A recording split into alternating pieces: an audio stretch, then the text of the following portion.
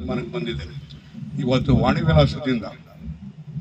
ವಾಣಿವಿಲಾಸದ ಸಿರಾಕ್ಕೆ ಮತ್ತು ಕಳ್ಳಂಬೆಳಕ್ಕೆ 1 TMC ನೀರನ್ನ ತರಬೇಕು ಅಂತಕ್ಕಂಥದ್ರ ಬಗ್ಗೆ ಯೋಜನೆ ಮಾಡಿದ್ದೇನೆ.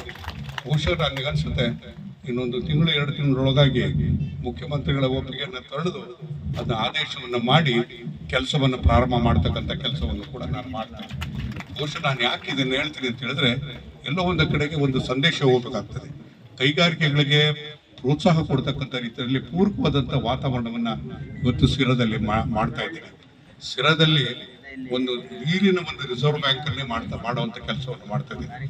ಈಗ ನಾನು ತ್ರಿವೇಣಿ ಸಂಗಮ ಅಂತ ಹೇಳಿದೆ, ಇವತ್ತು ಹೇಮಾವತಿ ಇರ್ಬೋದು, ಎತ್ತಿನೊಳೆ ಇರ್ಬೋದು, ಭದ್ರಾ ಇರ್ಬೋದು, ಈ ನೀರುಗಳೆಲ್ಲದೂ ಕೂಡ ದಾರಿಯಲ್ಲಿ ಇದಾವೆ. ಆದ್ರೆ ಎಲ್ಲ ಒಂದು ಕಡೆಗೆ ಹಣಕಾಸಿನ ಮುಗ್ಗೊಟ್ಟು ಇವೆಲ್ಲದೂ ಕೂಡ ಇರ್ತಕ್ಕಂಥ ಹಿನ್ನೆಲೆಯಲ್ಲಿ ಯೋಜನೆಗಳು ಸ್ವಲ್ಪ ತಡವಾಗ್ತಾ ಇದೆ. ಆದರೆ ಮುಗಿಸುವಂತ ಪ್ರಾಮಾಣಿಕ ಪ್ರಯತ್ನವನ್ನು ಮಾಡ್ತಾ ಇದ್ದೇನೆ. ನಾನು ಮುಖ್ಯಮಂತ್ರಿಗಳ ಜೊತೆಯಾಗಿ ಇವತ್ತು ಅನೇಕ ವಿಚಾರಗಳನ್ನ ನಾವು ನೀರಾವರಿ ಬಗ್ಗೆ ವಿಚಾರಗಳನ್ನ ಮಾಡ್ತಾ ಇರ್ತಕ್ಕಂಥದ್ದು, ದೆಹಲಿಯಲ್ಲಿ ಕೂತ್ಕೊಂಡು ಮಾತಾಡ್ತಾ ಇರ್ತಕ್ಕಂಥದ್ದು ಎಲ್ಲದೂ ಕೂಡ ನಿಮಗೆ ಬಹಳಷ್ಟು ಜನಕ್ಕೆ ಅರಿವಾಗಿದೆ. ನಾನು ಒಂದು ಮಾತನ್ನು ಹೇಳ್ತೇನೆ, ಯಾವ ಸಂದರ್ಭದಲ್ಲೂ ಕೂಡ ಇವತ್ತು ನಾನೀಗ ಹಿರಿಯರ್ಗೆ ಹೋಗಿ ಬಂದೆ, ಬರ್ಬೇಕಾದಾಗ ಹೊಟ್ಟೆ ಹುರಿದೋಗ್ತದೆ ಅಂತ ಹೇಳಿದ್ರೆ, ಎಲ್ಲಿ ನೋಡಿದ್ರು ಕೂಡ ಕುಡಿಯೋದಕ್ಕೆ ನೀರಿಲ್ಲ, ಎಲ್ಲಿ ನೋಡಿದ್ರು ಕೂಡ ಅಡಿಕೆಗಳು ಒಣಗ್ತಾ ಇರ್ತಕ್ಕಂಥದ್ದನ್ನ, ದನ ಕರುಗಳಂತೂ ನಾವು ನೋಡೋದಕ್ಕೆ ಸಾಧ್ಯ ಇಲ್ಲ. ಇಂಥ ಪರಿಸ್ಥಿತಿ ಇದೆ. ಇನ್ನೂ ಭೀಕರವಾದಂಥ ಬರಗಾಲ ಇದೆ ಈ ವರ್ಷದವರೆಗೂ ಕೂಡ ಅಂತಕ್ಕಂಥ ಅಂದಾಜಿದೆ. ಹಾಗಾಗಿ ಈ ಸಮಸ್ಯೆಗಳನ್ನ ಎತ್ತಬೇಕಾದಾಗ ನಮಗೆ ಶಾಶ್ವತವಾಗಿರ್ತಕ್ಕಂಥ ನೀರಾವರಿ ಯೋಜನೆಗಳಿಗೆ ಒತ್ತನ್ನು ಕೊಡಬೇಕಾಗಿರ್ತಕ್ಕಂಥ ಅನಿವಾರ್ಯತೆ ಇದೆ ಅಂತಕ್ಕಂಥ ಮಾತನ್ನ ಈ ಸಂದರ್ಭದಲ್ಲಿ ಹೇಳಿ, ಆ ಕೆಲಸವನ್ನ ಹಂತವಾಗಿ ಹೆಚ್ಚು ಪ್ರಚಾರ ಇಲ್ಲ. ಏನ್ ಪ್ರಚಾರ ಅಂತ ಹೇಳಿದ್ರೆ, ನಾವೇನಾದ್ರೂ ಪ್ರಚಾರ ಮಾಡಕ್ ಹೋಗಿ ನಾವೇನಾರ ಆದ್ರೆ ವಿರೂಪಾಕ್ಷ ಏನಾರ ಬರೆದು ಬಿಟ್ರೆ ಅದನ್ನೇ ಒಂದು ದೊಡ್ಡ ಅಬ್ಜೆಕ್ಷನ್ ತಗೋತಾರೆ ನಮ್ಮ MLAಗಳು. ಈಗ ನಾನು ಒಂದು ಹೇಳ್ತೀನಿ, ನಾನು ಸರಿಸುಮಾರು ಈಗ ನಾನು ಹಿರಿಯೂರಿಗೆ ಹೋದಂಥ ಸಂದರ್ಭದಲ್ಲಿ ಕೆಲವರು ನೆನೆಸ್ತಾ ಇದ್ರು, ನೀವು ಮಾಡಿದಂಥ ಬ್ಯಾರೇಜ್ಗಳು ಅದರಿಂದ ನಾವು ಉಳ್ಕೊಂಡಿದ್ದೀವಿ ಅಂತಕ್ಕಂಥ ಮಾತು ಹೇಳ್ತಾ ಇದ್ರು. ಈಗ ನಾನು ಸಿರಾದಲ್ಲಿ ಒಂದೇ ಸೂಕ್ಷ್ಮವಾಗಿ ಹೇಳ್ತೀನಿ, ನಾನು ಇಲ್ಲಿವರೆಗಾಗಿ ಮಾಡಿರ್ತಕ್ಕಂಥದ್ದು 630 ಕೋಟಿನಲ್ಲಿ 200 ಬ್ಯಾರೇಜ್ಗಳನ್ನ ಮಾಡಿದೆ. 200 ಬ್ಯಾರೇಜ್ಗಳಲ್ಲಿ ಎಷ್ಟು ನೀರು ಹಿಡಿದಿರ್ತೈತೆ ಅಂದ್ರೆ 2 TMC ನೀರು ಹಿಡಿತದೆ. ಅಂದ್ರೆ ಬರೀ ಹೇಮಾವತಿ ನೀರೇ ಅಲ್ಲ, ಮಳೆ ನೀರನ್ನು ಕೂಡ ಹಿಡಿಬೇಕಾಗ್ತದೆ.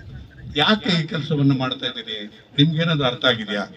ಒಂದು ಅರ್ಥ ಮಾಡ್ಕೋಬೇಕು. ಸಿರಾ ಈ ರೀತಿ ಆಗಿದ್ರೆ ಇದ್ರ ಕೆಳಗಿರ್ತಕ್ಕಂಥದ್ದು ಪಾವಗಡ, ಮಡಕ್ಸಿರ ಮತ್ತು ಇದು ಈ ಸಿರಾದಿಂದ ಪಾವಗಡಕ್ಕೆ 630 ಅಡಿ ಫಾಲ್ ಇದೆ.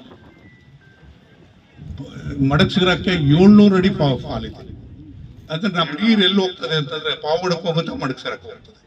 ಮೊದಲು ಕೆರೆ ನೀರು ಎಲ್ಲಿ ಹೋಗ್ತಾ ಇದೆ, ಎಲ್ಲ ಮಡಕ್ಸಿರಕ್ಕೆ ಹೋಗ್ತಾ ಇದೆ, ಪಾವಗಡಕ್ಕೆ ಹೋಗ್ತಾ ಇದೆ. ಸೊ ಹಾಗಾಗಿ ಇದನ್ನ ಅರ್ಥ ಮಾಡಿಕೊಂಡು ಅಂತರ್ಜಲವನ್ನು ಅಭಿವೃದ್ಧಿ ಮಾಡಬೇಕು. ಅಂತರ್ಜಲವನ್ನು ಅಭಿವೃದ್ಧಿ ಮಾಡೋದಕ್ಕೆ ಒಂದು ರಿಸರ್ವ್ ಬ್ಯಾಂಕ್ ಅನ್ನು ಮಾಡಬೇಕು ಅನ್ನೋ ಕಾರಣಕ್ಕೋಸ್ಕರ ಈ ಬ್ಯಾರೇಜ್ಗಳನ್ನ ನಿರ್ಮಾಣ ಮಾಡಿದೆ. ಇದು ನಾನು ಯಾವ ಇಂಜಿನಿಯರ್ಗಳು ಕೂಡ ಹೇಳಲಿಲ್ಲ, ಯಾರು ಕೊಡಲಿಲ್ಲ. ನಾನು ಸ್ವತಃ ರೈತರ ಬಗ್ಗೆ ಅಭಿಮಾನ ಇರೋನಾಗಿ ನಾನು ಅರ್ಥ ಮಾಡ್ಕೊಂಡೆ. ನನಗೆ ಸಂಪೂರ್ಣ ನನ್ನ ಜೊತೆ ನಿಂತನಂದ್ರೆ ನಮ್ಮ ಈಶ್ವರಯ್ಯ. ನಾನು ಹೆಚ್ಚು ಕಡಿಮೆ ನಾನು ಮಂತ್ರಿ ಆದಂಥ ಸಂದರ್ಭದಲ್ಲಿ ಆಗ ಅಸಿಸ್ಟೆಂಟ್ ಇಂಜಿನಿಯರ್, ನನಗೆ ಬೇಕಾದಂಥ ಎಕ್ಸಿಕ್ಯೂಟಿವ್ ಇಟ್ಕೊಳ್ತಿದ್ದೆ, ಬೇಕಾದಂಥ ಚೀಫ್ ಇಂಜಿನಿಯರ್ ಇಟ್ಕೊಳ್ತಿದ್ದೆ. ಅದೆಲ್ಲದಕ್ಕೂ ಸಾಧ್ಯ ಆಗಿದ್ದು ಅಂತಂದ್ರೆ ಎಸ್ ಎನ್ ಕೃಷ್ಣ ಅವರಿದ್ದಾರೆ.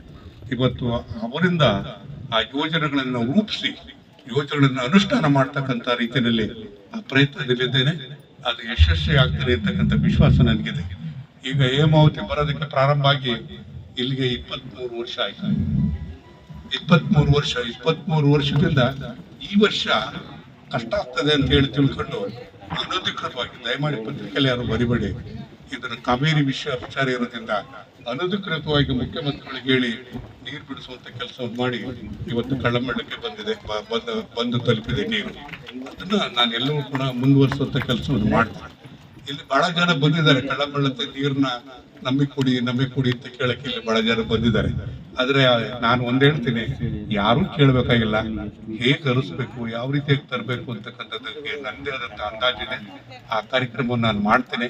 ನೀವು ಕೇಳುವಂತ ಅವಶ್ಯಕತೆ ಇಲ್ಲ ಅಂತಕ್ಕಂಥ ಮಾತನ್ನ ಈ ಸಂದರ್ಭದಲ್ಲಿ ಹೇಳಿ ನಾನು ಹೆಚ್ಚು ಮಾತಾಡಕ್ ಹೋಗಲ್ಲ. ದಯಮಾಡಿ ಮಕ್ಕಳಿಗೆ ಒಂದೇ ಒಂದು ಮಾತು ಹೇಳ್ತೀನಿ. ಇವತ್ತಿನ